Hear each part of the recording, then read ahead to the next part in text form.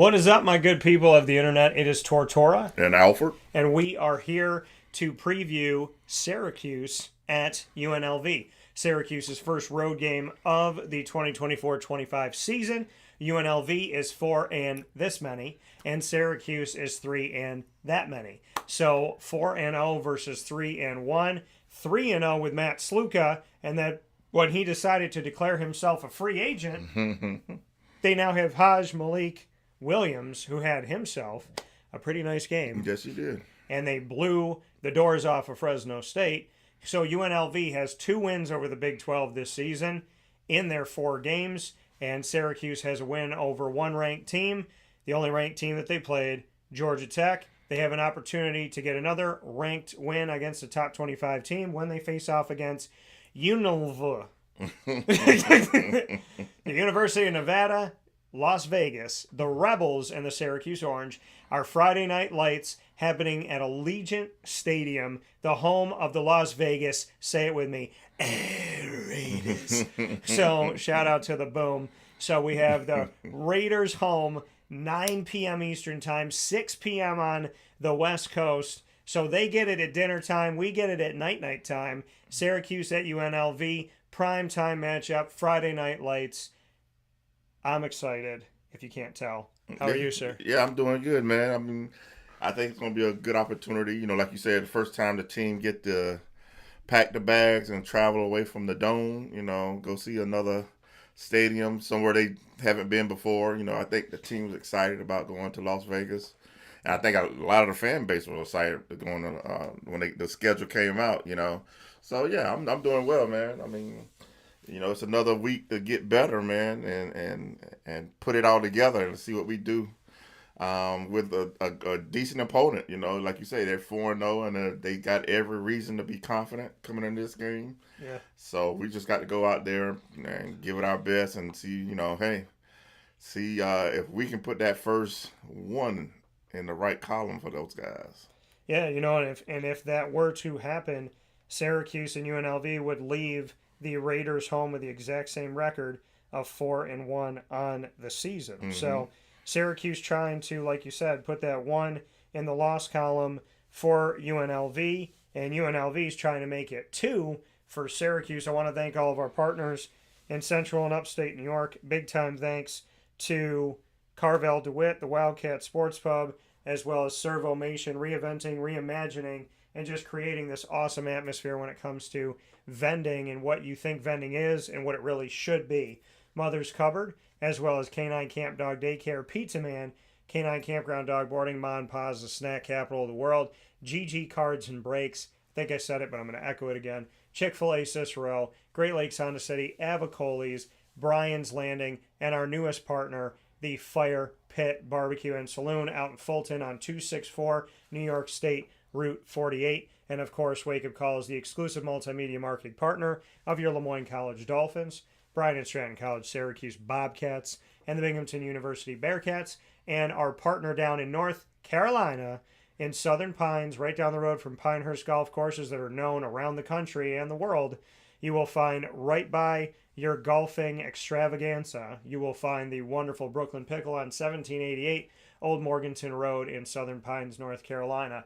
So before we get anywhere, I've told you that our newest partner is Fire Pit Barbecue and Saloon.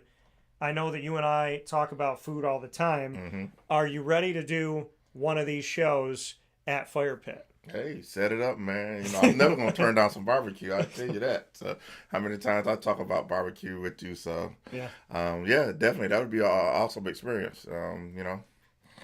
So, I'll never turn down some good barbecue. Mm-hmm. You know what I will turn down? What's that? A Diddy White party. What you talk about, Willis? Diddy called me. I went, So I had to put Diddy in it. Everybody in Hollywood is like checking their phone going, unknown caller? Nope. Not going to answer that call. Diddy's like, why you ain't calling me?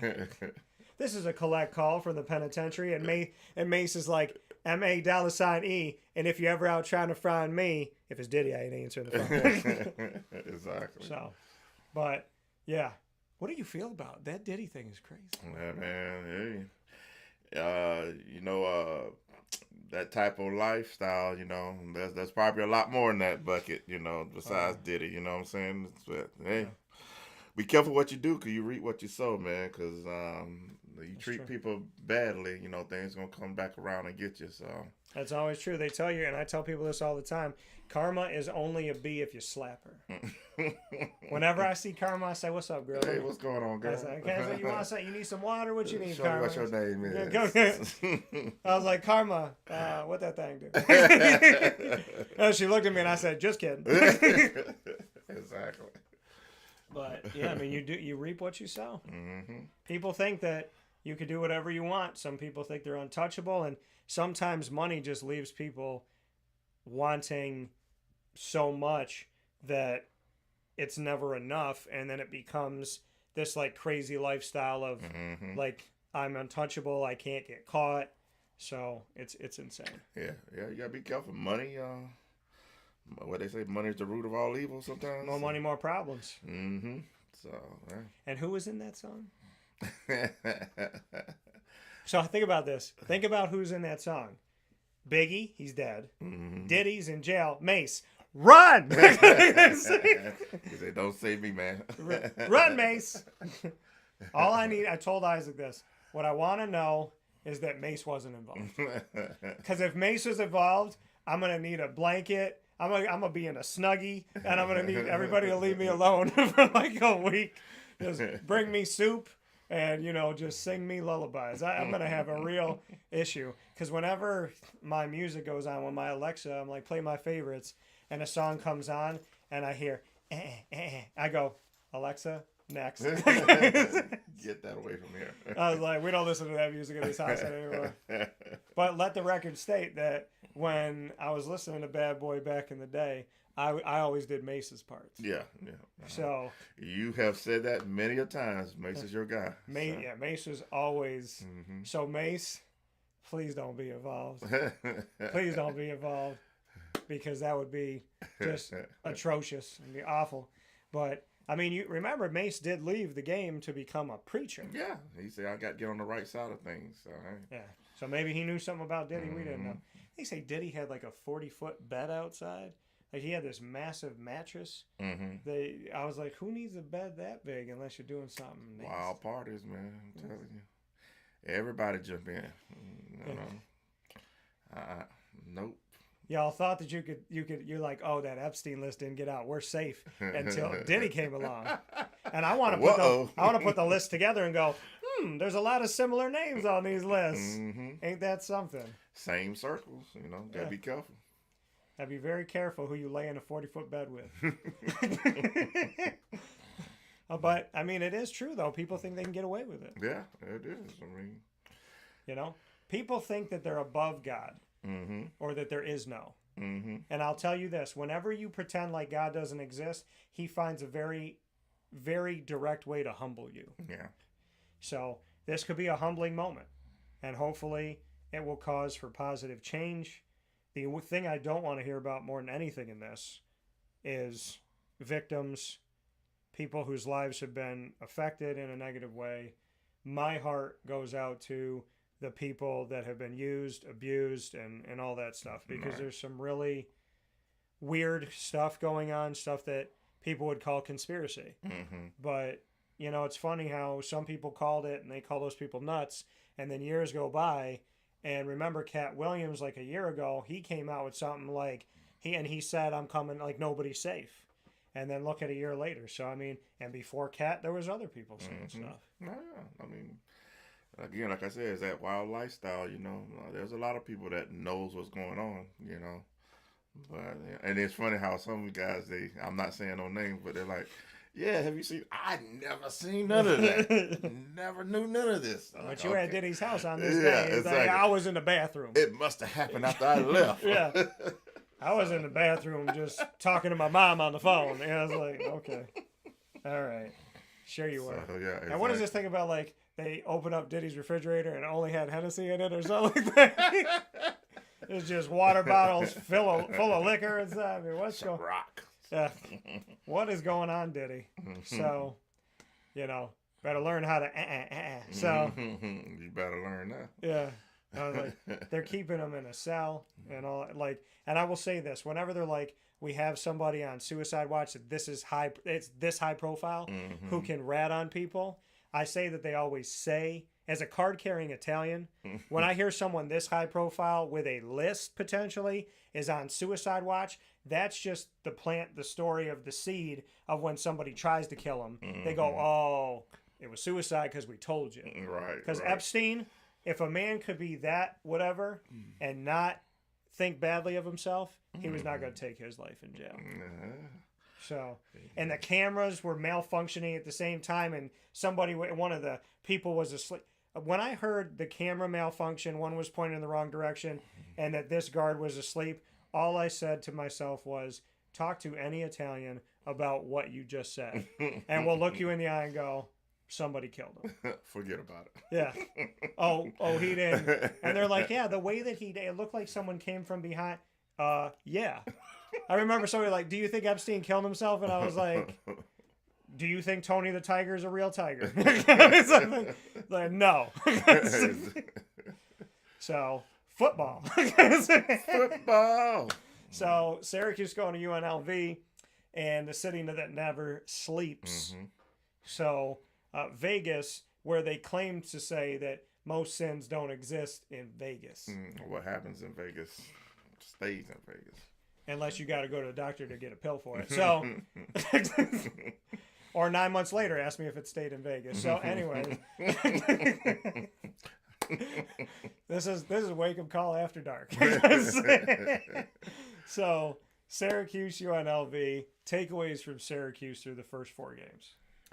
I think they're a team that's continuing to build on each game by game, and that's what's good about the season, man. I mean, you're going to face different opponents, and opponents are going to try to attack you, take away things differently. So it's just an opportunity to go back, look at some film, and, hey, one thing I did take away the last game, and I know everybody was like, oh, what's wrong with Aronde and Kyle? Why the connection's not happening and stuff? But then I sat back and I thought, like, man, look at all the other receivers are making catches and stuff like that, There's a lot of people stepping up. You want, Aronde to get that connection and stuff, but there's a lot of other receivers out there that are having great seasons and putting it together.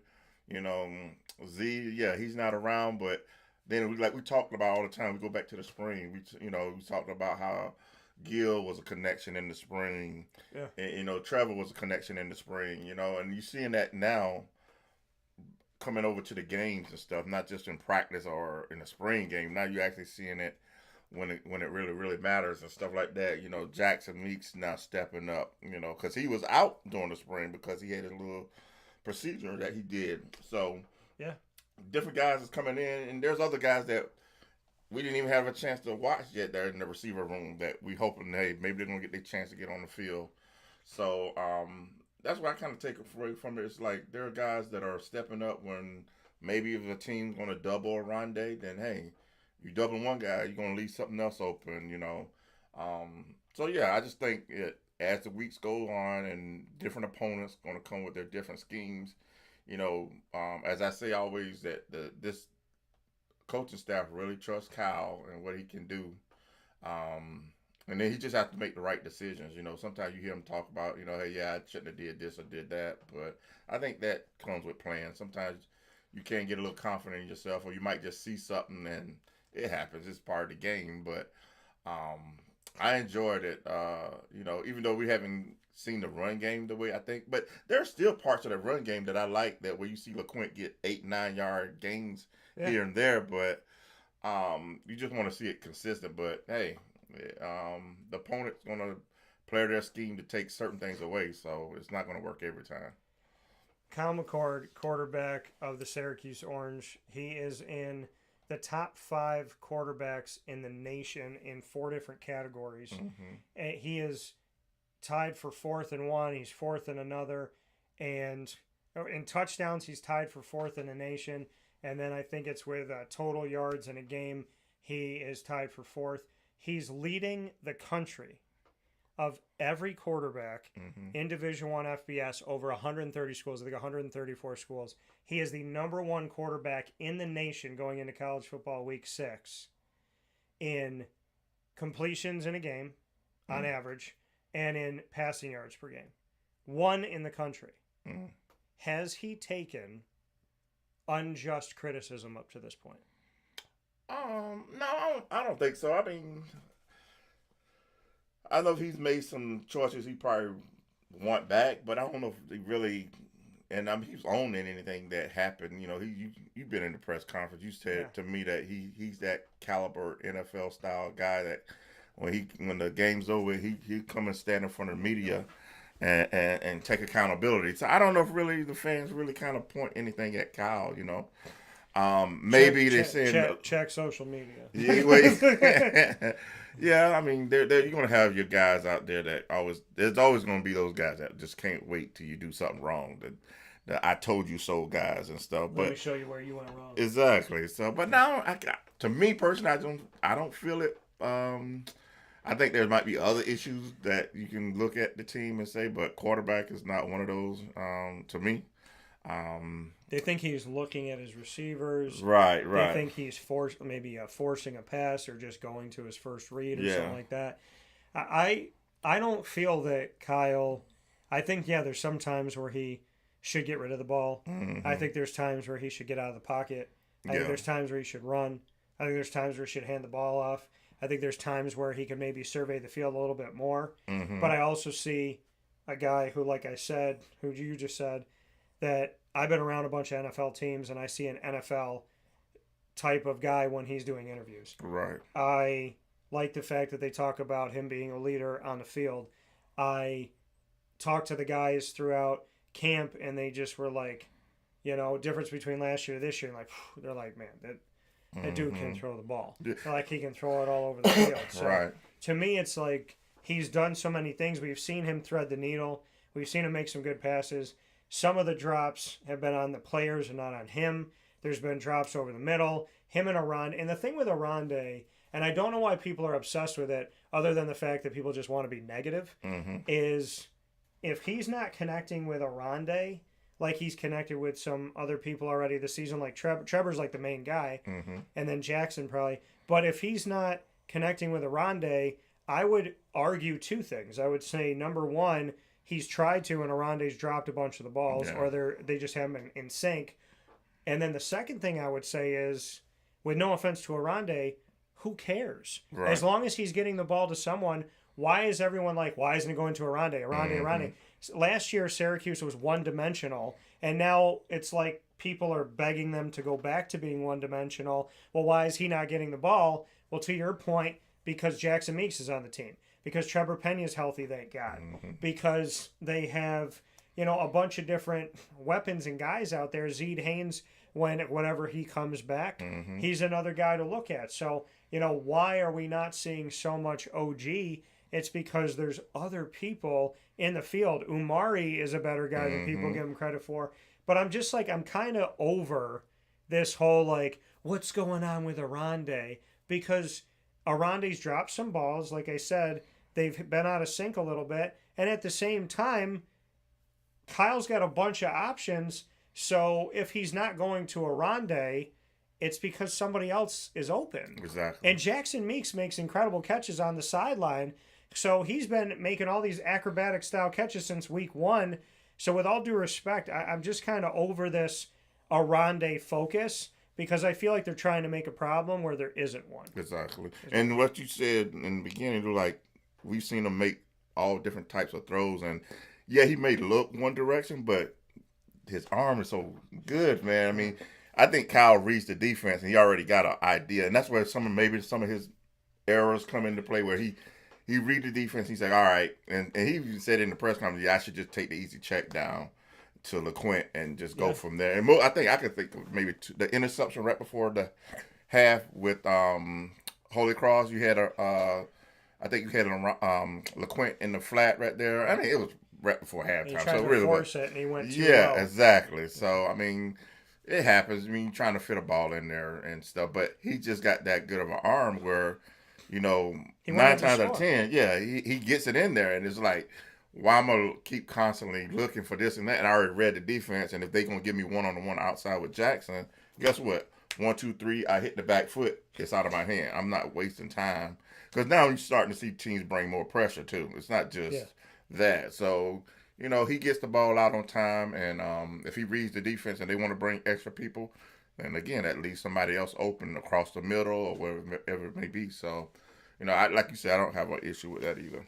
No, and again, the drop balls, I mean, Aronde, in these games, we've seen him drop one, and then the next game he'll drop another one in coverage and whatnot. I mean, it almost just seems like they're just out of sync with each other. Yeah. And that once they figure that out and they get in sync, then that'll be great. But what I would like to see, because these passes that someone where Aronde's dropped them where the timing's been off, it's been over the middle in coverage, and the ball's on there. He's only going to get like 4 yards, 6 yards if they complete this pass.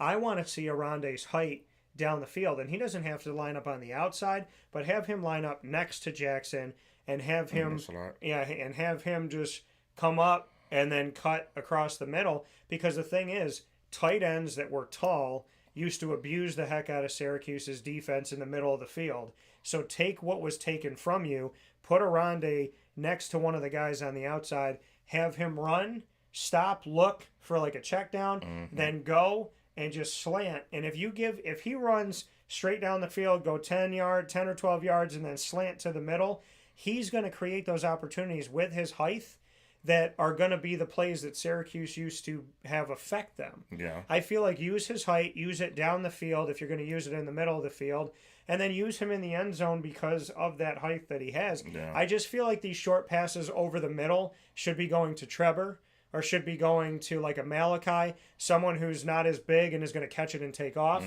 as opposed to a big dude who you're saying, okay, like Aronde's not known to catch it and then turn on the jets. Right. So if he's going to throw over the middle, I would rather him throw to a smaller receiver over the middle and let that guy make a quick move and then utilize Aronde somewhere else. Yeah, or like I call it the Travis Kelce play, where you line him up on one side and he goes behind the line of scrimmage instead of going across the front of the offensive line. He kind of hides himself and goes under, and then he's basically like the outlet guy in the flat type thing. That's a good look. I think even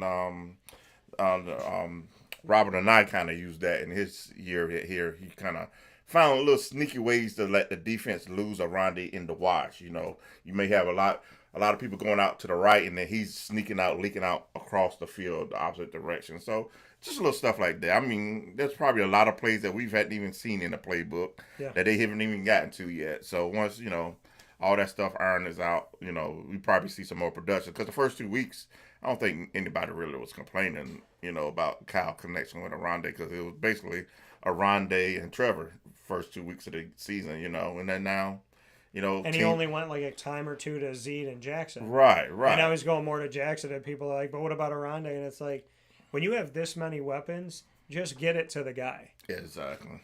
And that's what LeQuint said. LeQuint was like, I don't care what's going on as long as we're winning. Mm-hmm.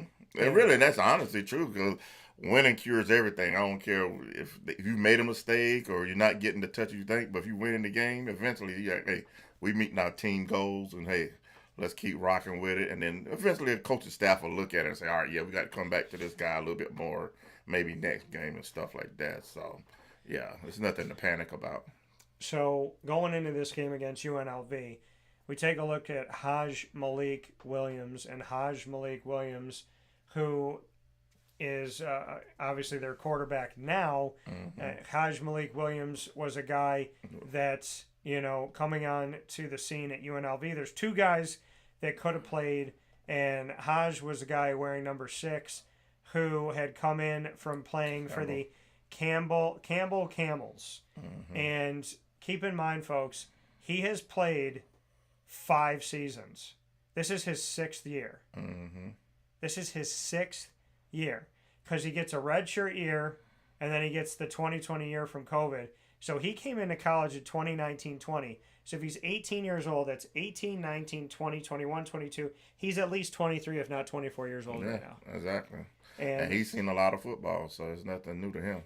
And for the Campbell Camels, as a true freshman, he had a 56.3% or 56.5% completion percentage, 2,022 yards his first year. And then in his fourth and fifth year with Campbell, 22-21 as far as yards, and then 26-04. He has never had double-digit interceptions in a season. He's 17-9, 3-3, 7-1, 12-5, 19-8. And in his game that he was just in this year, he's only played one game last week. 13 of 16 after transferring from Campbell to UNLV. 13 of 16 last week. 81.3% completion percentage. 182 yards. 3 touchdowns. No interceptions. On the ground, for in his first year in college, 9 rushing touchdowns. Then 4, then 0, then 5, then 5, and then 1 in this last game. So he's only played one game for UNLV, and he had 207 yards on the ground on 22 carries for 9.4 yards a carry and a touchdown, to go with 3 passing touchdowns and over 80% completion percentage and 182 yards. So you're throwing over 80% against Fresno State. You're running for over 200 yards. You're throwing for over 180 yards. You're averaging 9.4 yards a carry on the ground, 4 touchdowns, and no interceptions. So, Saluka, if you want to come back. Yeah, please do. I mean, we won't mind it, let bygones be bygones. But, I mean, it's crazy because, I mean, how many weeks we keep going in? It just felt like it's just Georgia Tech week over and over again. It's like, how many dual threat guys we just going to keep running? It's like, but I can tell you one thing. These games early on is going to prepare them for teams like Virginia Tech later on in the season. You might want that pocket pass or Boston College with Castellano and stuff like that. Yeah. These games going to prepare, or they're going to put on tape what we can't do. One of the two is going to help them. It's going to prepare us, or it's going to show weaknesses in our defenses facing guys like this that have the ability to use the arm and the leg. So they definitely going to have to come with a strategy. I mean, we did well against Georgia Tech. So, hey, can we repeat that same kind of game plan? Hey, maybe a possibility. And I want to make something known, since Syracuse has struggled in special teams with blocked field goals, blocked punts, and a 2-point or onside kick going in the favor of the other team, plus missed field goals. UNLV's coming off of a game where their second score of the game was off of a blocked punt. Ricky White, the third, 13-yard return off of a blocked punt. So I just want to let people know that this is a team that's good on special teams as well. And Ricky White, the third, also got a 12-yard pass from Haj Malik Williams. Haj had a carry on the ground. They got out to a 31-0 lead with 6:52 left in the third quarter of last week's game against Fresno State. And then Fresno State scored, and then UNLV put on 2 more touchdowns. They scored 4 touchdowns of the 5 touchdowns in the fourth quarter. They had the first 2, then Fresno State, then the last 2.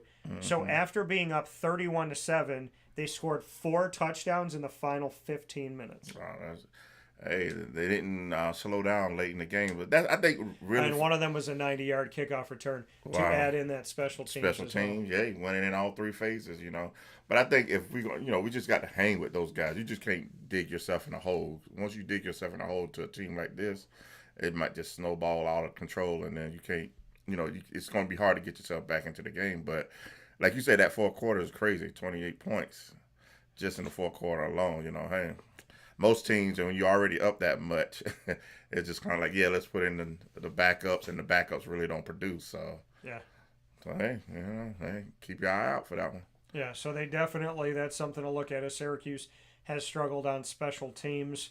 But I've known Brady Denneberg for a while now, many years. I knew him before he got an offer from Syracuse.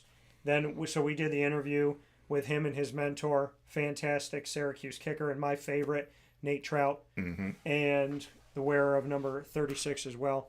So Nate and the work that he did, he trains Brady, and then we did a Zoom with the 3 of us.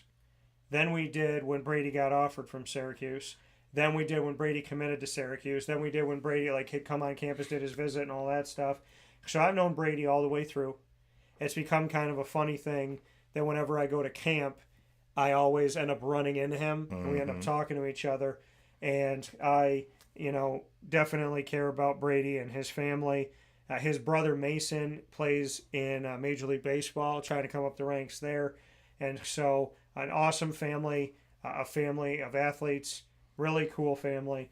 And Brady, to me, I want people to relax. Mm-hmm. I want them to understand this is the guy that was over 90% on kickoffs, kicking it into the end zone last year. I only think he had like 2 that weren't. The dude can do these things. He can make field goals. He does have distance. He does have accuracy. He's worked on his game. He was a quarterback that barely kicked in college. Mm-hmm. He was the kicker in college, but he didn't practice that as much. Right. So he comes into Syracuse as a guy who can run, who can throw, and can kick. And I just want people to relax on him, pull back here, and have some respect for the guy, because special teams, unfortunately, only seems to get emphasis from a lot of people when something goes wrong. But when they're automatic on punts, when they're automatic on snaps, when they're automatic on field goals and extra points, people don't say a lot of great things about them.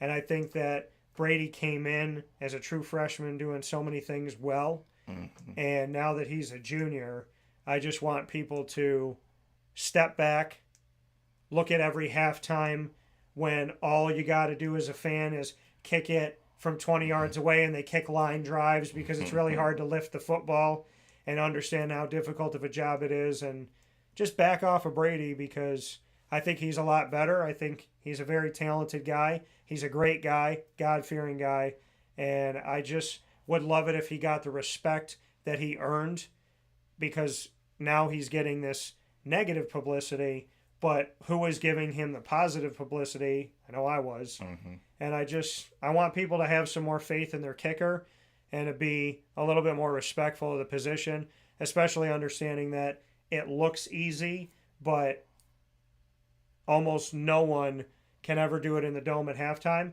except for one guy, Justin Lasher. And whose show does he watch and listen to?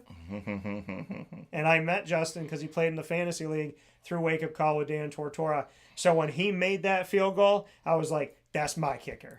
So I was like, I claim that guy. That guy is awesome. So thank you, Justin, for your support as always, and your beautiful son, who I got to give a T-shirt to back in the day, and he says they still wear them. Mm-hmm. So I want people to give a little more respect to Brady, and I'm going to stand out, and I don't care if people come at me about it, because I'm really sick of the negativity that he's gotten, because where were all these people when he had, 12, 14 straight games of like having little to no issue? Yeah, I mean, it's just like the offensive line. Those positions are like, as long as you're doing your job, it's thankless and nobody's talking about you or thinking about you. But as soon as you give a play or something or do something miss, then everybody is, like you say, got an opinion or think they can do it better. But, kicking it really is a tough job. I mean, it's just not the kicker. It's 3 parts to it.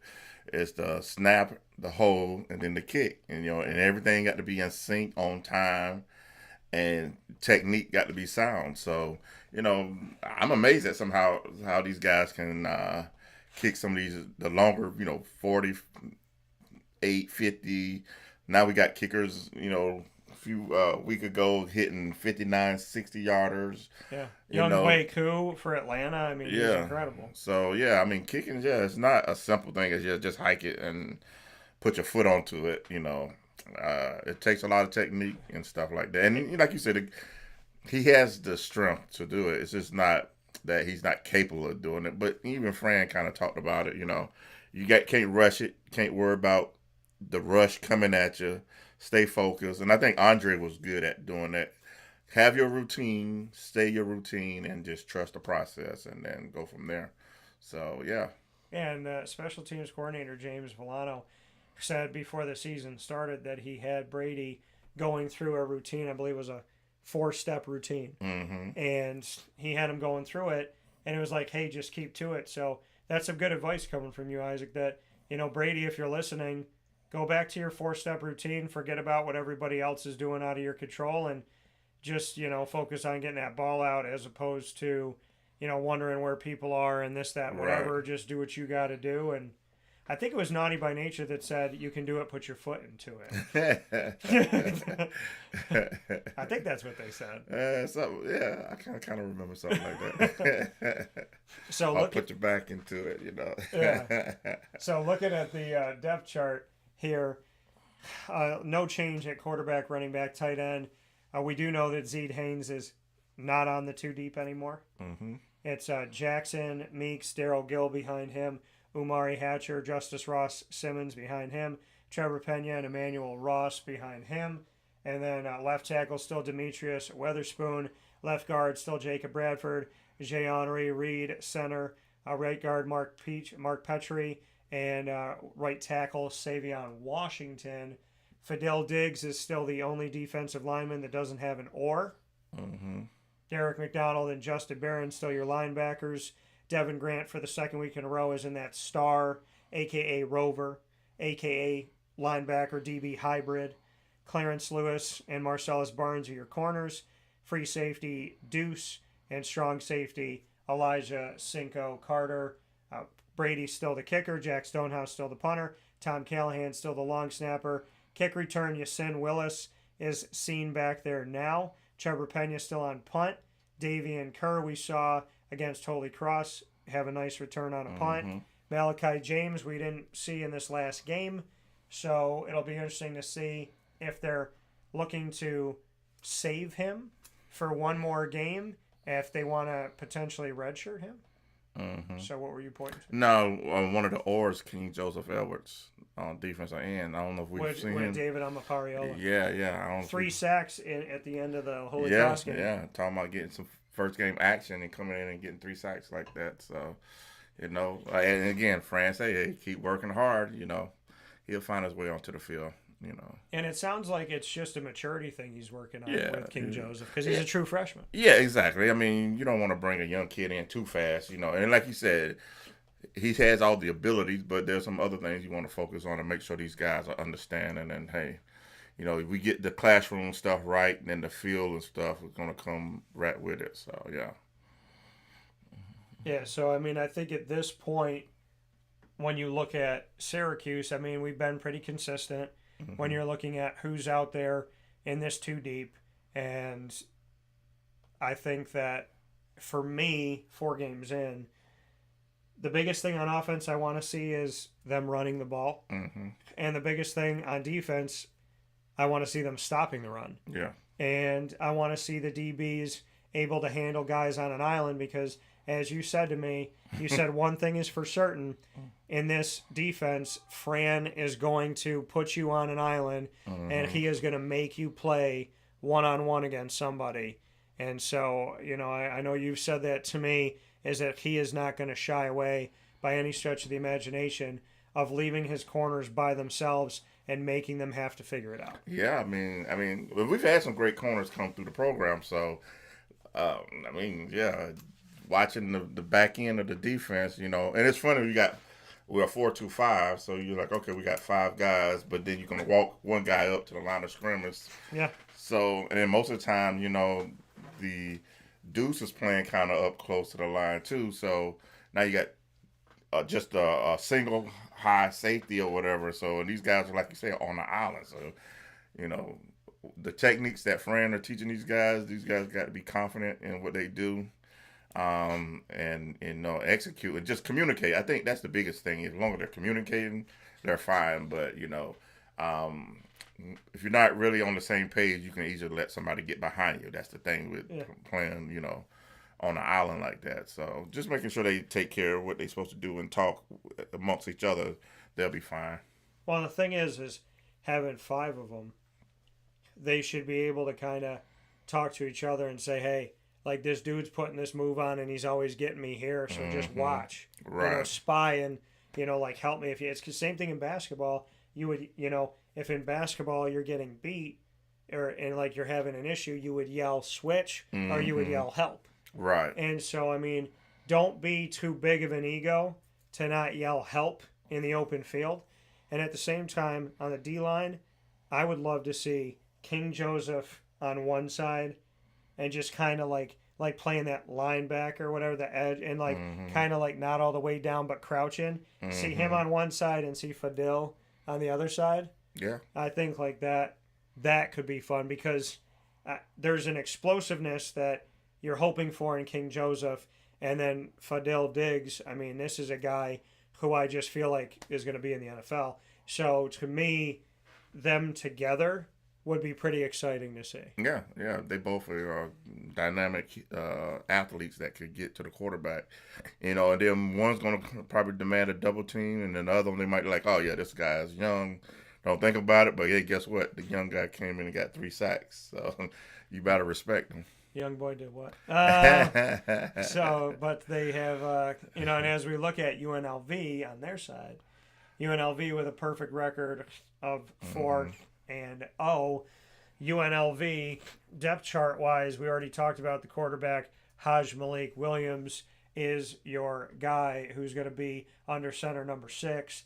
And then if you look at what they did this past week and who he went to, in the backfield for UNLV in their performance at home, 59-14 over Fresno State, Haj, 12 carries, 119. I don't know why they said he had 200. Oh, because he must have came in before that and ran the ball. Okay. So he had 119 yards in this game. My apologies, I said 200 in one game.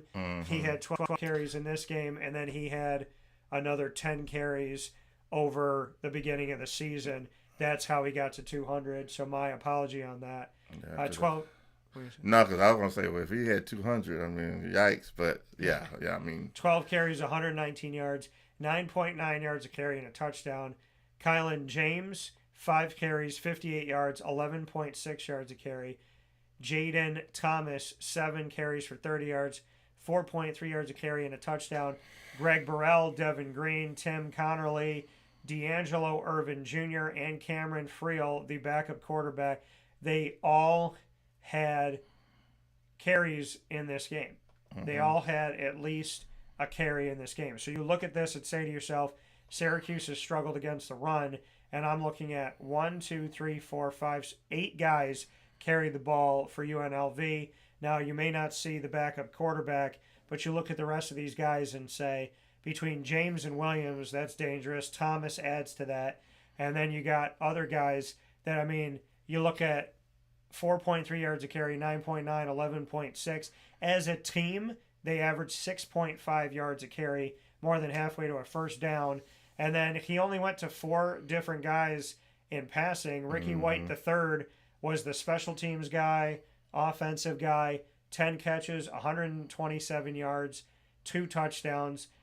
Jacob DeJesus had 2 catches for 50 yards, and then Khalil Balunge had 1 catch, which was a touchdown, and Jaden Thomas had a catch for 4 yards. So you see this and you say, okay, you got a running quarterback, you leaned on the run. He only threw 16 passes, but they ran 39 times. And I think that Ricky White III is a transfer too, I believe, if I'm not mistaken. Where did he come from? I think if he's not, he's a kid from Georgia. That's what he is. Michigan State from a few years ago. Yep, and he's from Marietta, Georgia. No. 6'1" senior wide receiver Ricky White III. So Ricky White's been a big piece. James in the backfield, Thomas, and then Haj Malik Williams. Defensively, their top tackler was Jalen Catalon, who had 10 total tackles. Jackson Woodard behind him with 8. And then Manny Powell with 7. And then as far as sacks go, Powell had a sack. Kamak had a sack as well. And then Dixon had a sack. Vessel had a sack. So the team ended with 4 sacks in their last game, 8 tackles for a loss in total. And beyond that, we saw 4 interceptions by UNLV. Jonathan Baldwin, Jeremiah Vessel, Jalen Catalon, and Cameron Oliver. So you're looking at some of these guys that had a sack, and so like in the world of Vessel had a sack and an interception in the game. And I mean, overall, this team and Catalan led the team in tackles, plus had an interception. So in the grand scheme of things, you got a bunch of guys on defense doing awesome things. And then you look at the return game, and Jaden Thomas with the 90-yard kickoff return for a touchdown. And then DeJesus was back there with him as well. And then on punt return, Rashad Tanner had one for 30 yards. DeJesus had one for 18. Ricky White III involved there. And that was the touchdown he had on the blocked punt. So that was considered a punt return on the blocked punt. He returned that 13 yards. So you got special teams in the punt game. You got kickoff return game. You got guys getting interception, guys getting sacks, tackles for a loss. You have a very capable Ricky White III in the receiving corps and on special teams. You have multiple running backs, and you have Haj Malik Williams. Yeah, again, you're talking about a confident team, 4-0. You know, they winning in all three phases in their last game. You know, passing, running, special teams, defense putting it together with 4 turnovers.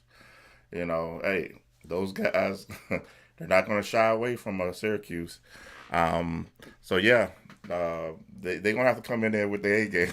I like that. Isaac's Mets are moving on. Pete Alonso delivered a 3-run home run in the ninth inning. Wow. As the Mets stunned the Brewers to advance to the NLDS in a rematch Polar bear. in a fitting divisional series. It is a divisional series matchup.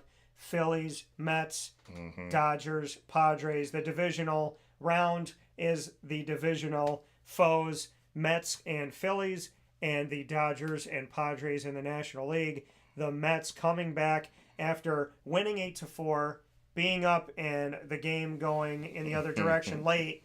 They came on late. They win 4-2, and after losing just a few days ago in a 3-game series in the regular season in Milwaukee, losing 2 out of 3, they go back to Milwaukee a few days later and flip the script and win 2 out of 3. And the New York Metropolitans are in the second round of the playoffs. Look at that, man. Good for you, yeah, bro. I appreciate that, man. And what color do they wear? Orange and blue. There you go. Let's make another winner tomorrow night. So yeah, I mean, hey, anything's possible. You got to go out there and play your A game, or just stay focused. You know, like I said, everything might not go right, but when your time comes, you just got to be ready for the moment. You know what I'm saying? So hey, ninth inning, you still got opportunity. You know what I'm saying? Yeah. Because I would have been on pins and needles. Good thing I didn't even take a peek, man. Because I'd have been like, here we go again. And there was only one of these left in the store when I bought it years ago. My Pete Alonso bobblehead, my Pete Alonso pop figure. There we go. There we go. So there you are, Mr. Pete, the polar bear. So yeah, Pete Alonso right here off camera. And yeah, I mean, the reason why I started to pay attention to the Mets like 3 years ago was Pete Alonso and Jacob deGrom. Yeah, well, I mean, you know, we had a good farm system, and we was bringing up some good guys back in the days, and you know, hopefully we can hold on to Pete, man. You know, I think he's going to be as cold as ice. Yeah, he's going to be a free agent, so you know, hopefully 3-run home run in the 9th inning. So that means Milwaukee 2 years in a row hosted the last seed to get in the National League and lost to the Diamondbacks last year. Lost to the Mets. And if the Mets are anything like last year's Diamondbacks, when they beat the Brewers, they went on to the World Series. I was just going to say, hope we can ride the tailcoats of Diamondbacks last year to the. So hey, one game at a time. One game at a time. And now it's a 5-game series that starts Saturday against the Philadelphia Phillies. And I want to say to both polls I put up before the series started, I said who's going to win the Mets-Brewers series. And then I said today on the show, put it up on X as well, the former Twitter, @CallDT, who's going to win Game 3. So I asked you who's going to win the series, and then I asked you who's going to win Game 3. And I could proudly say, on behalf of Isaac and Brendan, that the majority, y'all were wrong. Get out of here. They picked the Brewers. They did. In both polls, they picked the Brewers. Well, I'm not surprised, you know. Hey, but hey, that's why I say you play the game. You can't just pick them. You got to play them. Yeah. So shout out to the New York Metropolitans who are moving on with the San Diego Padres and the Kansas City Royals and the Detroit Tigers. I think the Detroit Tigers are a team of destiny. I think the Royals are a good matchup for the Yankees, but I ultimately think that the Yankees will get that one. Mm-hmm. I think that Detroit is going to get the Cleveland Guardians. I would love to see the Mets get the Phillies because it would be a great story for the Mets and they're due. Yeah. But I have Philly and then San Diego and the Dodgers. I have San Diego, and I think that it's going to be San Diego Yankees. Mm-hmm. But if it was a Subway Series, then, I would do everything I could to get in one of those stadiums. Man, that Subway, the last one was like 2000, something like that, the early 2000. Yeah. Man, that would be crazy, man. But yeah, I don't know if I will. They got that one from us, so hey, it's a little bit of payback if we get this one. Yeah, so exciting to see the New York Mets are moving on. I saw Pete Alonso trending on X, but I was like, is he trending because people are already talking about him leaving, or is he trending because they won? Gotcha. But then I did see Mets win, so good stuff here for the New York Metropolitans. Both New York teams are moving on, representing the Bronx for the Yankees and representing Queens, the home of Spider-Man, for the New York Mets. So bring me into your thoughts on UNLV and Syracuse offensive catalyst for the game. Where's your focus in this game? For Syracuse, the focus is going to be stopping the quarterback run. I think he's very, very dynamic. He has a target with White, the third, out there on the outside. So maybe we can come up with a game plan to kind of. I know we said they put him on islands, but I don't know if that's going to be the best thing to do the whole game long. So come up with some schemes to kind of slow that down. But then again, focus on the run game. You kind of said it already. We got to stop the run. We do that and put them in third and longs. Then hopefully that can be to our favor. So what do you think about that? So you're talking at Syracuse defensively, Haj Malik, to key in on Haj. Yeah. So you're calling Haj the catalyst. Yeah. So my catalyst for UNLV, definitely I think, without doubt, I would pick Haj, but I'm going to say Ricky White III. I'm going to say Ricky's ability in the receiving game and his ability in the punt return game as well, his special teams play. I think that Ricky White III could be a very dangerous person all over the field, a guy that Syracuse can't let behind them on the island moments. So I'm going to go off of what you said, and I'm going to accentuate it and say that Haj Malik Williams liked to go to Ricky White III, and if that is something that is going to continue into this game, Syracuse is going to have to slow down Ricky White III in order to slow down potentially the biggest threat that Haj Malik Williams has in the field. Yeah. And like I said, if we can get them to third and long, then we can kind of focus on White. Because that might, like you said, that's going to be the guy he might make them beat you with somebody else. Don't just automatically give him. Now, first and second down, you can gamble a little bit, make them go one-on-one with somebody, but then bring pressure to get them in situations. But, yeah, I'm feeling that. So, offensive for Syracuse. Receivers. I think if Kyle can connect with those guys, you just kind of said it. The backfield for UNLV had 4 picks last game. They're going to be very confident bunch, and confidence is king in the game of football. Yeah. So if we can go out there and, like I say, they trust Kyle. Brett Favre pump fake. Yeah, they trust Kyle. So if Kyle can connect with the receivers, I think that could be a catalyst for Syracuse. I'm going to say the running game. Use their best thing against themselves. Get LeQuint more involved. You're on the West Coast. Will Nixon played on Washington. Let the man cook in the West Coast. So get the rushing attack out there. Trust in Yasin Willis. Trust in Will Nixon. Trust in LeQuint Allen.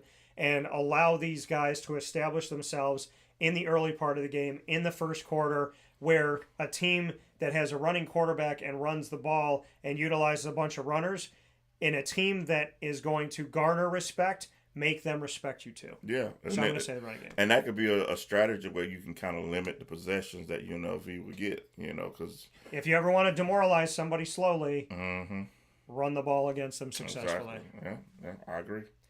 Defensively, UNLV, what do you got? I'm gonna go against my catalyst, the DBs. Like I said, those guys are confident. So if they can do what they can do against Cal and the receiving core, then that'd be impressive.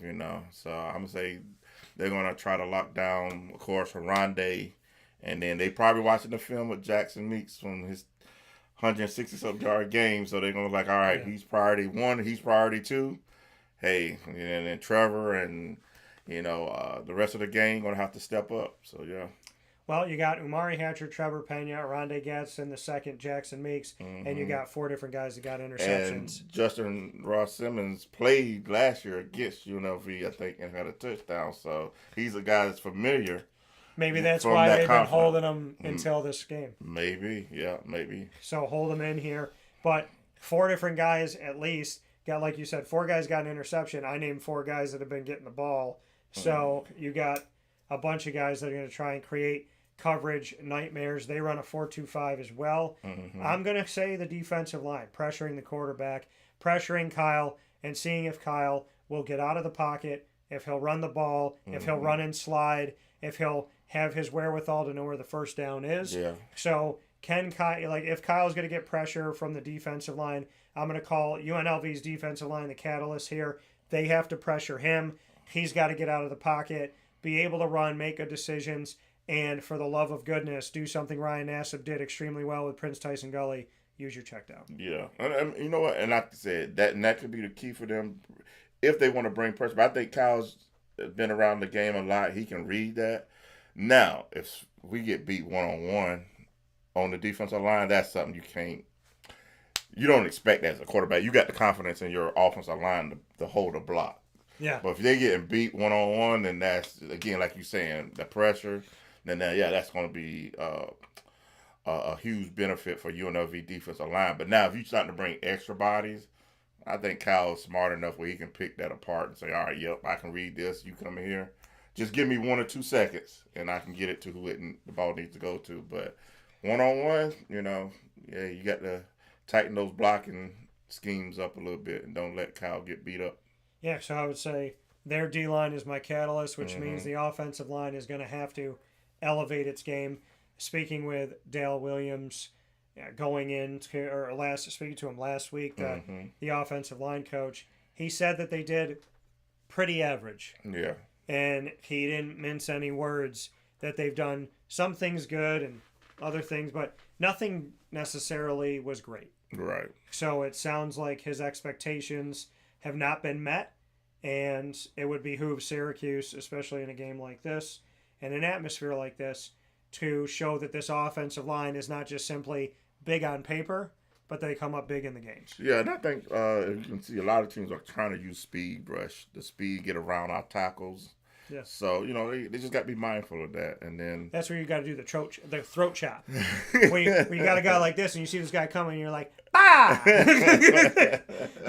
Anything but because it's not holding. Oh yeah, that's not holding. It's something, but it's not holding. You got that right. So yeah, but anything you can do to keep him off your quarterback, please do it. A Syracuse's defensive catalyst. Syracuse's defensive catalyst. Linebackers. I think we can clean up any of those. If the D line can keep them in the pocket or make them escape to a certain side. Maybe the linebackers and the rover. I'm gonna just put it that way too. Linebackers and rover guy. Kevin Grant now, yeah. Yeah, clean up any guys leaking out of the backfield or the quarterback trying to escape the pocket type stuff. So yeah. I'm gonna say Syracuse's defensive line. Mm-hmm. I said UNLV's defensive line. I'm gonna say Syracuse's defensive line. You know what makes a running quarterback really uncomfortable? When you make him have to stand in place with happy feet. Yeah. So get him from all angles. Make him have to bounce around in the same. Make him a fish in a fishbowl, not a fish in an ocean. Mm-hmm. If you let Hajj Malik Williams be a fish in an ocean, he's going to be like Finding Nemo and he's going to end up in Australia somewhere. But if you put him in a fishbowl and you lock him in there, he's going to be going around going, I think I've seen this LG before. So that's what you have to do. Contain, get up through the middle, and then attack from the outside. Dennis Jacquez Jr., Fadil Diggs on the outside, Joby and Murad Watson and everybody on the inside. Take care of business and force Haj Malik Williams to have to throw the ball by keeping him in as small of an area as possible. No, I like what you said, contain. You got to be controlled on your rush. Don't, because sometimes the defensive ends can get too far up the field too fast, and then you can just leave an escape lane right just behind you. So, yeah, like you said, just be smart, hold them, contain them. And then, like you say, if the pocket can collapse on them and hold them in that little space, then, yeah, that definitely can be a key.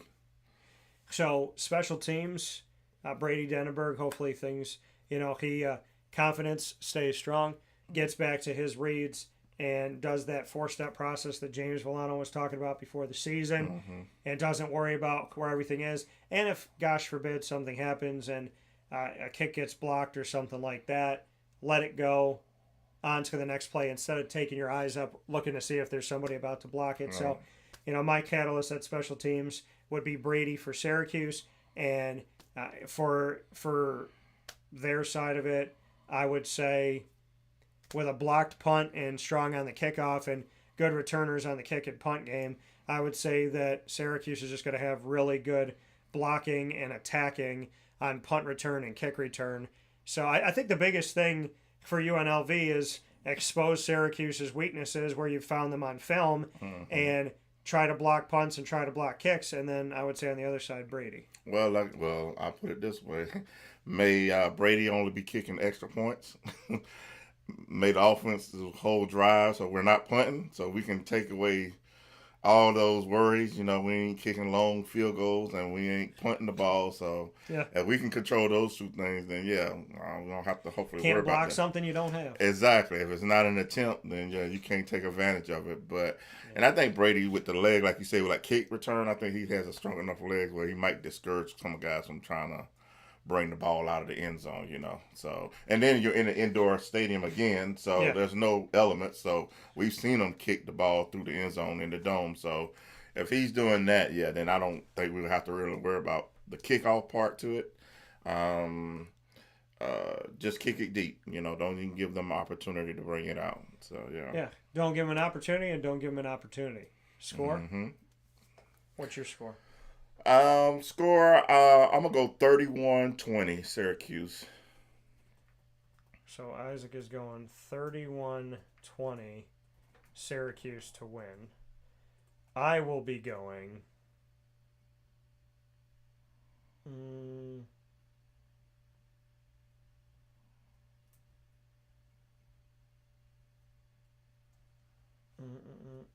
I'm going to go 34-30, Syracuse. Okay. I think this game is going to be close. Yeah, I can see that. I'm going to go 34-30, Syracuse. Any final notes?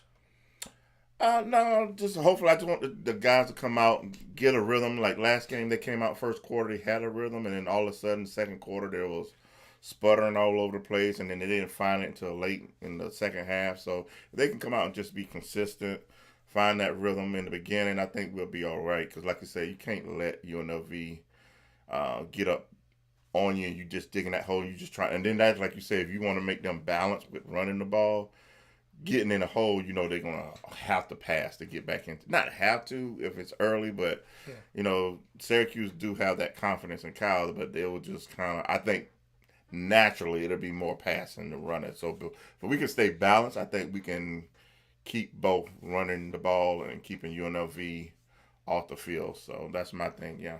Fran, I got a movie for you to show the team to get them ready. Get them to feel the rhythm, feel the ride. Get on up. It's bobsled time. Cool runnings. And then, what would be great is like if they just have like that back and forth and Fadil gets to Haj Malik Williams and they got respect for each other. And he goes and he hits him and he's laying on the ground and he leans over him and he goes, Senka, you dead? And Haj goes, yeah, man.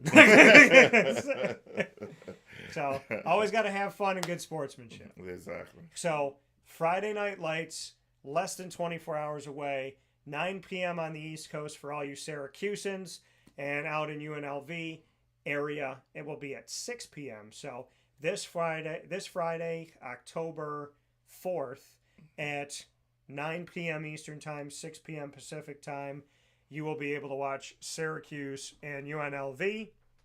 And this matchup is going to be coming to you on ESPN, I believe. And I just want to double check and make sure that we're right on that. But yeah, Syracuse is going to be, or FS1, pardon me. It's going to be on Fox Sports 1. So, okay, good. So Fox Sports 1, UNLV is 25th in the country.